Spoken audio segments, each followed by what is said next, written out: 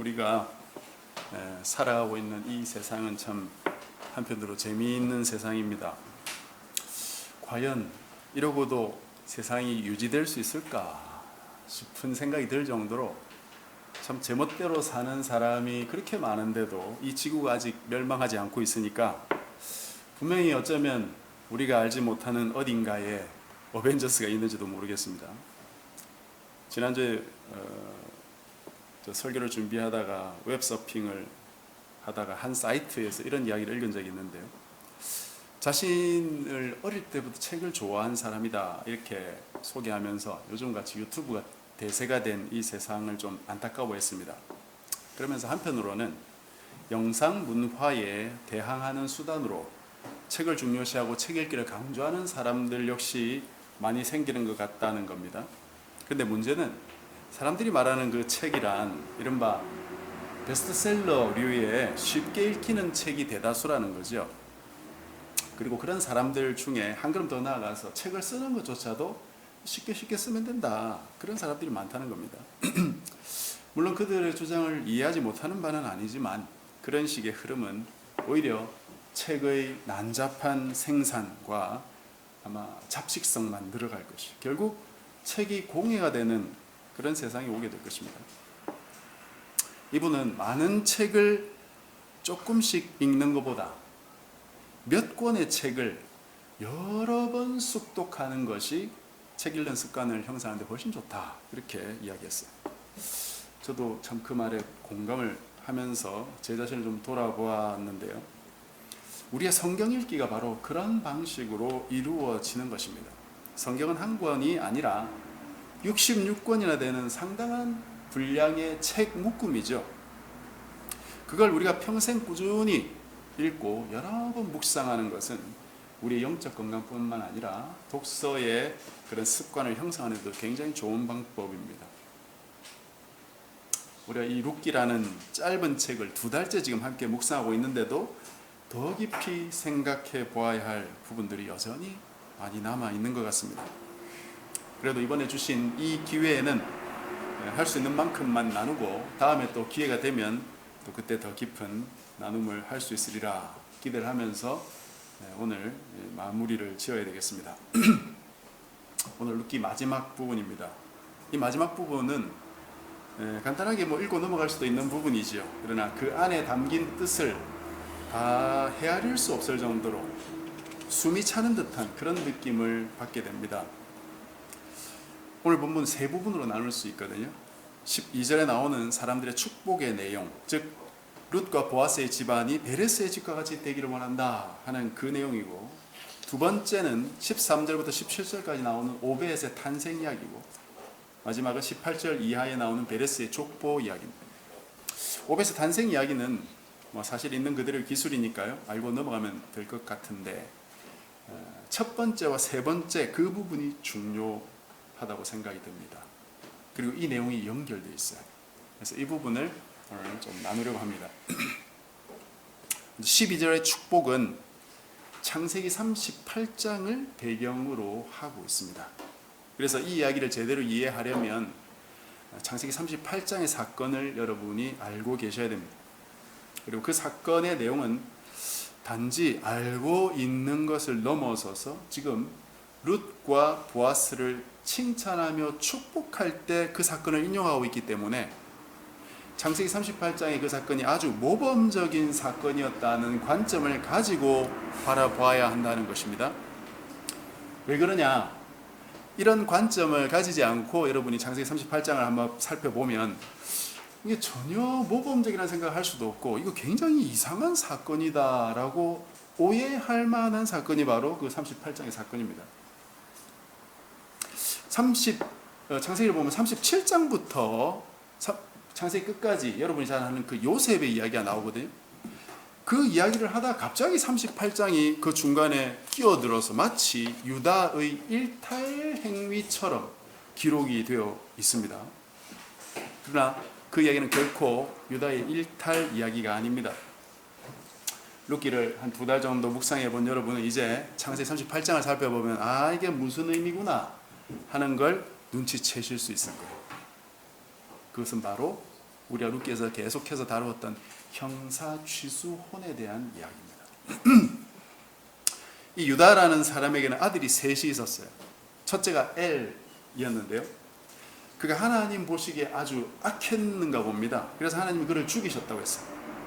그러자 둘째였던 오나안이 형수인 다말과 결혼을 합니다. 그런데 이 결혼이 어떤 결혼이죠? 형사취수혼이죠. 그러면 이 오나안이 형의 아들을 낳아 주어야 되는 것이죠. 근데 그것을 오나안이 거부합니다. 왜일까? 형이 죽었으니까 형의 아들이 없으면 자신과 자기 동생 둘이서 아버지의 유산을 나누면 되는 거죠. 그러나 형의 아들이 생기면 상속받는 양이 줄어들죠. 그게 싫은 거죠. 그래서 이 둘째의 행동 역시 하나님 보시기에 나쁜 행동이고 악하니까 하나님이 이 둘째도 죽이셨어요.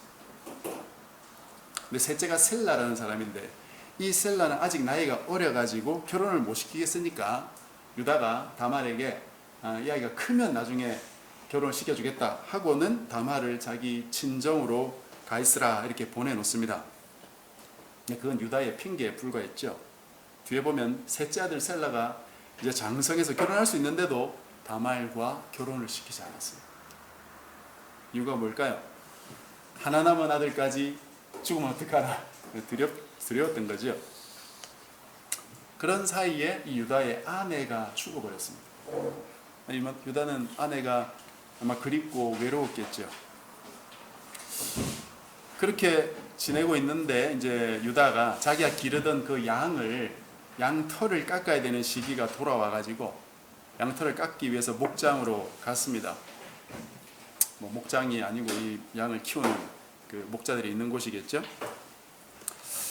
유목민들에게 양털을 깎는 건 어떤 행사였다고 했습니까? 하나의 굉장히 중요한 축제, 잔치입니다. 마치 농부가 추수 때 곡식이나 열매를 거두듯이 목자들은 양털을 깎는 것이 일종의 추수하는 것과 같은 것입니다. 당시 옷감의 굉장히 중요한 수단이었습니다.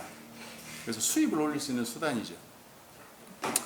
아내가 죽은 뒤에 양털을 깎는 축제를 하니까 아마 더 외로웠을까요? 이 유다가 그 지역에서 몸을 파는 여인을 발견하고 그 여인에게 염소새끼 한 마리 주겠다 약속하고 그녀와 잠자리를 가지려고 합니다. 이 여인이 염소새끼 줄 때까지 뭘 주겠냐? 담보물을 내놔라. 그렇게 해가지고 유다가 가지고 있던 유다의 도장, 옛날에 목에 걸고 다녔다고 하는데요. 그 도장과 그 줄 그리고 유다의 지팡이를 주면서 내가 나중에 염소새끼를 주겠다 이렇게 약속을 합니다. 그리고는 그 여인을 통해 자신의 성적인 욕망을 해소하는 거죠. 그런데 이 여인이 누구였냐? 바로 유다의 며느리 다말이었어요. 시아버지가 자기 아들 셋째 셀라가 장성임에도 불구하고 결혼시켜주지 않으니까 자기 시아버지를 통해서 남편의 씨를 잇기 위해서 얼굴을 가리고 창녀복장을 해가지고 거기 앉아 있었던 거예요. 그리고 나서 3달이 흘렀습니다. 유다가 누군가로부터 그녀의 며느리가 행음하고 임신했다는 소식을 들었어요. 그때 그의 첫 마디가 무엇인 줄 아십니까? 끌어내어 불사르라. 아마 자기 아들들이 죽은 것이 저 며느리 때문이 아닌가 그런 원망이 섞여 있는 것 같기도 합니다. 그때 다말이 자신이 가지고 있던 도장과 줄과 지팡이를 보내면서 내가 이 주인으로부터 임신하였습니다. 그렇게 말했어요. 그걸 유다가 보고 나서 뭐라고 했습니까? 그 애가 나보다 옳다. 그의 행동이 의롭다. 그렇게 말했어요. 자기가 셋째 아들이 죽을까 봐 두려워서 주지 않으니까 다말이 이런 행위를 해서라도 사실 유다 아들의 이름을 이어주려고 했던 것이죠. 바로 형사취수혼입니다. 이 사실이 알려지자 다말의 행동은 죽일 죄가 아니라 바로 유다의 죽은 아들의 이름을 이어주기 위한 형사취수혼이었다는 사실을 사람들이 알게 되는 것입니다. 그렇다면 그것은 이스라엘 백성들이 길이 기억해야 될 선행이 되는 것입니다. 시간이 지나서 출산했는데 쌍둥이였습니다. 그렇게 해서 베레스와 세라가 태어나게 된 것이죠. 사람들이 오늘 본문에서 보아스를 축복할 때 여호와께서 이 젊은 여자로 말미암아 루스로 말미암아 보아스 내게 상속자를 주사 내 집이 다말이 유다에게 낳아준 베레스의 집과 같게 하시기를 원하노라, 그렇게 말했습니다. 이 말이 어떻게 축복이 될 수 있습니까? 두 가지로 생각해 볼 수 있어요. 먼저는 끊어질 수 있었던 집안을 이어준 거죠. 이 가문이 바로 유다의 가문입니다, 여러분. 유다의 가문이 잘못되면 어떻게 됩니까? 그리스도께서 유다 지파로부터 나셨거든요. 유다의 가문이 문제가 생기면 그리스도께서 오시는 길이 문제가 생기는 겁니다. 유다 지파에 하나님께서 수천 년 동안 왕들을 보내시다가 끝에 메시아를 보내려고 그렇게 계획을 하고 계신데 촉부가 끊어지면 어떻게 됩니까? 그건 안 되는 거죠. 그래서 하나님은 다말이나 룻 같은 당시 사회에서 주목도 받지 못했던 이런 여인들을 통해서 지금 하나님의 계획을 이루도록 그 일을 하고 계신 것입니다. 그걸 통해서 이들의 가문이 끊어지지 않고 계속해서 이어져 오도록 보호하고 계신 것이,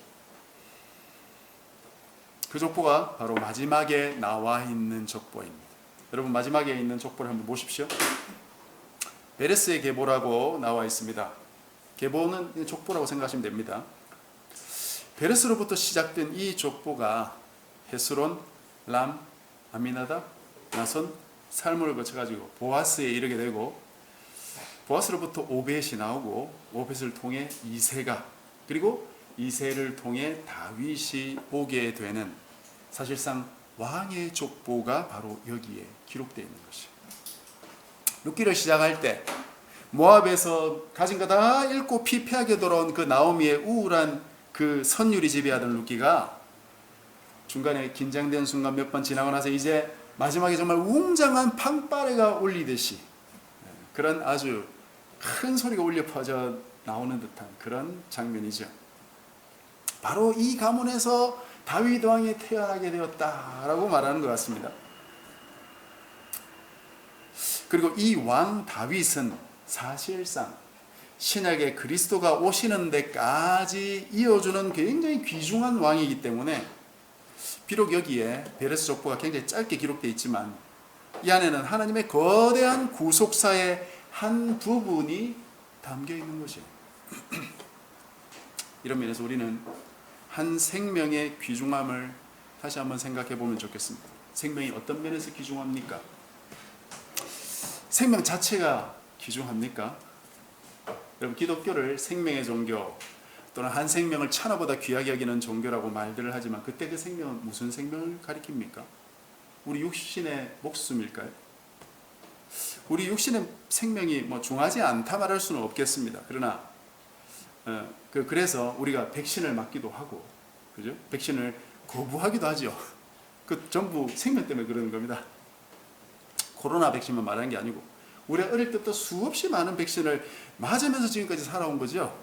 질병관리청에 들어가 보면은 우리나라 어린이 필수 예방접종 백신이 17종으로 나오더라고요. 뭐 더 많을지도 모르겠습니다.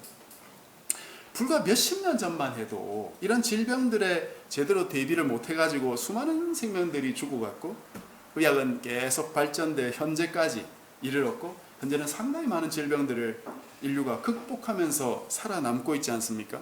그러면서 수명도 꾸준히 늘고 있어요. 몇십 년 또는 몇백 년 전에 비해서 우리의 수명은 늘어났는데 수명이 늘어났다고 인류가 더 나아지고 세상이 더 좋아졌습니까? 죽는 시간만 더 연장된 건 아닌가요? 과연 인류가 무엇을 위해 과학과 의학을 발전시키고 있으며 맹수와 바이러스와 또 알지 못하는 제3의 외계 생명으로부터 또는 AI 같은 새로운 존재의 위협으로부터 자신을 지키려고 하고 있으며 그것을 성공했을 때 잘했다고 칭찬하고 있습니까? 인류가 좀 더 오래 살고 이 땅의 전반부를 차지하는 것이 과연 좋은 일입니까? 아이를 이렇게 많이 낳고, 우리도 많이 낳았는데 전 세계 인구가 70억이 넘어가는 것이 과연 좋은 일입니까? 하나님께서 생육하고 번성하여 땅에 충만하고 땅을 정복하고 다스리라 하신 것이 진짜 이런 모습일까요? 다시 한번 유다를 생각해 봅시다. 유다에게 다말을 통해 한 생명이 태어난 것은 당시로는 정말 큰 축복이었죠. 당시에는 정말 한 생명이 중요했습니다. 말 그대로 임신하고 그 아이를 출산하고 그 아이가 무사히 성인이 될 때까지 장성하는 것, 그 자체가 굉장히 어려운 일들이었습니다. 만약 이 다말을 통해 베레스와 세라가 태어나지 않았다면 유다의 자손은 3명 아들 중에 2명 죽고 1명 셀라밖에 남지 않았을 겁니다.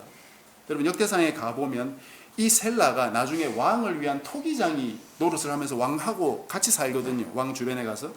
그러면 어쩌면 이 유다 지파는 아마 존재 자체가 위태로웠을 수도 있습니다. 그러나 이 베레스와 세라가 태어남으로써 유다 아들이 셀라, 베레스, 세라 이렇게 3명이 됐죠. 그리고 유다 지파가 계속해서 이 3명을 통해서 이어져 내려가게 된 것입니다. 이 사람들을 통해 유다 지파의 명맥이 이어져 갔다 이 말입니다. 그러니 고대 사회에는 그 한 사람의 목숨이 굉장히 중요한 것은 사실입니다. 그런데 우리가 조금 전에 봤듯이 그 룻기 마지막에 있는 족보를 볼 때 이 귀중한 한 생명 한 생명을 가지고 하나님께서 무엇을 하는 것 같습니까? 다윗 왕까지 그 가문을 이어가고 계시지요. 하나님은 생명을 이어가고 계신 것입니다. 여기는 족보의 일부만 나와서 그렇지 이 족보의 전체 모습을 보여주는 마태복음 1장에 가면 이 족보는 예수 그리스도까지 연결됩니다. 즉 하나님은 예수 그리스도가 오실 때까지 이 유다 지파를 지켜주시고 생명을 보내주셔서 이 지파가 끊어지지 않고 이어지도록 일하고 계신 것입니다. 이 생명을 그리스도에게까지 있도록. 아마 그리스도까지 이어지지 못했다면 유다 지파의 이 명맥은 무의미했을 거예요. 마태복음 1장에 나오는 그 예수님의 족보를 한번 보십시오. 여러분 주보 뒤에 제가 인쇄해 뒀는데 마태복음 1장을 펴셔서 그냥 보시는 것도 좋겠습니다. 아브라함으로부터 시작해서 다윗을 거쳐서 예수님께까지 오는 그 족보가 기록되어 있어요. 모든 사람을 다 기록한 건 아니고 중요한 사람들만 기록해 놓은 족보이고 그게 계보인데요. 이 마태복음 1장의 그 족보가 구약의 수천 년 역사의 요약이라는 것입니다. 수없이 많은 사람들이 태어나서 살고 죽었지만 그 모든 역사를 한마디로 요약하면 바로 이것이다. 그게 마태복음 1장이 인류의 모든 역사는 그리스도가 올 족보를 만들기 위함이었다. 끝. 그리스도가 인류를 위해 이 땅에 오시지 않는다면 인류는 무의미한 것입니다. 오실 메시아를 기다리던 구약 백성이나 이미 오신 그리고 다시 오실 그리스도를 기다리는 신약 백성이나 모든 백성의 삶의 한중간에 그리스도가 계신 것입니다. 그렇지 않으면 인류의 역사 자체가 무의미한 것이다. 구원이 없는데 무슨 의미가 있겠습니까? 이렇게 고통 속에 부르짖는 이 인류의 구원이 없다면 인류의 역사가 무슨 의미가 있냐? 여러분 내 인생도 마찬가지죠. 내가 80, 90, 100년 살아도 내 인생이 그리스도와 연결되지 못하면 그 인생은 살 가치가 없는 인생으로 끝나고 말게 될 것입니다. 내게 생명이 부여된 이유가 뭡니까? 내가 내 인생을 사는 이유가 뭡니까? 내가 아직도 죽지 않고 내 인생을 살아가야 할 이유가 무엇입니까? 그리스도께 연결되기 위함입니다. 그걸 위해 내가 살아있는 것이고 바꿔 말하면 하나님께서는 내가 살도록 해주셔서 기회를 주고 계신 것이에요. 그분의 영원한 백성이 되는 것, 그분의 족보에 들어가게 되는 것, 그것이 우리가 살아가는 근본적인 목적입니다. 그런데 그 족보에는 아무나 들어갑니까? 내가 열심히 노력하면 그 족보에 그냥 들어가게 될까요? 도대체 어떻게 해야 들어갑니까? 다시 한번 여러분 마태복음의 족보를, 베레스 족보를 한번 보십시오.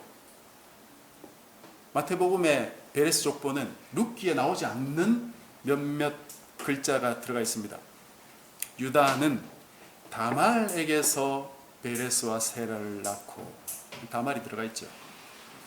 유다가 베레스와 세라를 낳은 게 아닙니다. 다말이 낳았어요. 유다는 사실 그리스도 족보에 아무런 관심이 없었습니다. 다말이 아니었다면 어쩌면 유다는 셀라라는 아들 한 명으로 끝났을 겁니다. 그러나 다말이 형사 취수원이라는 이 하나님의 제도, 즉 가문을 지켜내는 하나님의 제도를 통해 여기 지금 들어와 있는 것입니다. 그러니 이 족보가 하나님의 역사를 통해 하나님에 의해서 지켜지고 있다는 사실을 우리는 깨달아야 되는 것입니다. 하나님께서 이렇게 족보를 만들어 가시기 위해 자신의 말씀을 지키는 자들을 사용하고 계신다 이겁니다. 쭉 가다가 5절에 보면은 놀라운 사실이 나옵니다. 우리가 보아스가 라합, 즉 여호수아 시대에 여리고 성에서 믿음으로 하나님의 백성이 된 그 라합의 아들이라는 사실이죠. 여러분 라합을 아십니까? 여호수아 초반부에 가면은 하나님께서 이스라엘 백성들 가나안 보내가지고 첫 부수게 한 첫 번째 성이 여리고 성이었죠. 거기서 라합 혼자 하나님을 고백하고 구원받는 사람이 되지 않습니까? 이런 역사는 이스라엘 백성들이 자기 힘으로 만들 수 있는 역사가 아니죠. 하나님께서 역사를 만드시는 것이고, 하나님께서 그 족보를 지탱하시는 것이고, 하나님께서 세상 온 천지에 흩어져 있는 하나님의 백성들을 여기저기 불러서 사용하셔서 자신의 역사를 만들어 가시는 것이다 이거죠. 자신의 아들 그리스도의 족보죠. 보아스는 룻에게서 오벳을 낳았습니다. 우리가 룻기를 통해 보아스의 헤세드가 얼마나 큰 건지 여러 번 살펴보았지만, 모압에서 온 이 룻이 없었더라면 보아스 역시 이 족보에 없습니다. 그리스도의 족보가 어떻게 바뀌었을지 아무도 모르는 일이에요. 그러니 룻기 끝에 나오는 이 베레스의 족보는 그토록 귀한 한 생명 한 생명이 이어져 온 족보이기는 하지만 그 이면에 보이지 않는 하나님의 손길이 곳곳에 묻어있는 하나님이 만드신 족보라는 사실이죠. 그리고 이 족보는 그저 이 땅에 목숨 가지고 살다 간 사람들의 목록이 아니라 그리스도께 연결된 사람들의 목록이라는 사실을 우리는 기억해야 됩니다. 즉 육적 생명이 중요한 이유는 바로 영적 생명에 있는 것입니다. 아무리 우리가 이 땅에 오래 살아도 예수님과 연결되지 않으면 그 인생은 헛것입니다. 아무런 존재의 목적이 없는 삶을 산 것이, 그런 인생을 살면 안 된다 이것입니다. 내가 스스로 그러면 하나님의 백성이 되겠다 그런 생각을 해서는 안 되겠죠. 우리는 사실 그런 마음이 별로 그렇게 많지 않습니다. 이 땅에 잠시 나그네처럼 살고 와라 하고 하나님 보내놓으셔도 이 세상에 조그만 거 하나하나에 현혹돼가지고 정신 못 차리는 자들이 바로 우리 아닙니까? 하나님께서 내 삶에 구속의 역사를 하나님이 펼치지 않으시면 나의 구원은 불가능하다. 하나님께서 내 구속주가 되어주지 않으시면 내 구원은 불가능한 것입니다. 하나님께서 나의 기업을 이어주지 않는다면 내 인생은 무가치한 인생이 될 것입니다. 내 육신의 생명 역시 무가치한 것이 될 것입니다. 여러분, 이 땅에서 얼마나 오래 잘 버티고 살아가는 것은 별 의미가 없는 일이에요. 나는 과연 그리스도께 연결되었는가? 내 인생은 과연 그리스도의 족보에 연결되었는가? 내 생명은 육신의 생명인가? 그리스도께 연결된 영적 생명인가? 그것이 영원한 차이를 낳게 되는 것입니다. 여러분, 영원한 생명을 가지셨습니까? 주님께 연결되어 있습니까? 주님의 족보에 여러분의 이름이 있습니까? 주님의 자녀가 되었습니까? 나는 왜 살아있는지, 무엇을 위해 살아가는지, 내 인생의 목표는 무엇인지 다시 한번 점검해야 되겠습니다. 그래서 영적인 생명을 올바로 향유하면서 그리스도의 백성으로 살아가는 저와 여러분이 되시기를 바랍니다. 말씀 뵙겠습니다. 하나님은 한 가정에 룻을 보내셨어요. 처음에 나오미는 룻 보고 돌아가고 했습니다. 그러나 며느리와 함께 살면서 그 며느리가 복덩어리다 하는 걸 깨닫게 됐죠. 이제 나오미의 삶은 그야말로 나오미가 처음 말했던 말하라고 부르라 그 쓴 삶이 아니라 진정 자기의 이름처럼 기쁨의 삶, 나오미의 삶, 그 나오미가 회복된 것입니다. 아주 놀라운 일이죠. 그러나 그건 더 큰 그리스도의 족보의 일부분일 뿐이다 하는 거죠. 수천 년 동안 수많은 사람들이 그리스도의 족보에 들어갔고 하나님 백성이 됐습니다. 저와 여러분도 그리스도의 족보에 들어가 있다는 사실을 믿고 여러분 의심하지 마십시오. 그리고 중요한 건 이 족보에서 빠져나가지 마시고 그 안에서 더 온전하고 거룩한 하나님의 백성들이 다 되시기를 바랍니다. 이 은혜가 저와 여러분 우리 모두에게 있기를 주님의 이름으로 간절히 축복합니다.